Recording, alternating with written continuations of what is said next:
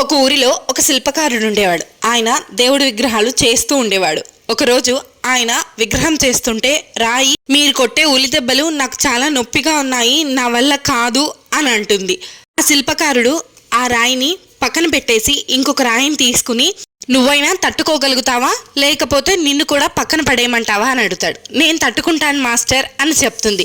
మెల్లగా ఒక శిల్పాన్ని చెక్కడం మొదలు పెడతాడు. ఒక అద్భుతమైన దేవుడి విగ్రహం తయారవుతుంది ఆ రాయితో. పక్క రోజు ఒక అతను దేవుడి విగ్రహాలు కొనడానికి అతని షాప్కి వస్తాడు. అక్కడే అందంగా మెరిసిపోతున్న దేవుడి విగ్రహాన్ని కొంటాడు.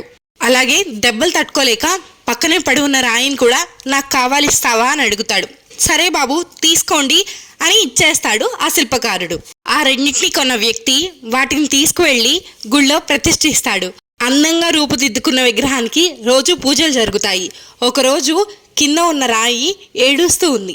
ఏంటి అని అడిగితే, అందరూ నా మీద కొబ్బరికాయలు కొడుతున్నారు, ఆ దెబ్బ నేను తట్టుకోలేకపోతున్నాను అంటుంది. ఆ విగ్రహం నవ్వుతూ, ఆ రోజు మాస్టర్ 2 దెబ్బలు వేసినప్పుడే భరించుంటే ఈరోజు నాలాగా పూజలు అందుకునేవాడివి కదా అంటుంది. మనం కూడా అంతే, జీవితంలో ఎదురు దెబ్బలు తగిలినప్పుడు తట్టుకొని నిలబడితేనే ఉన్నత శిఖరాలను అధిరోహించగలుగుతాం. నా వల్ల కాదు అనుకుంటేనే అక్కడే ఆగిపోతాం.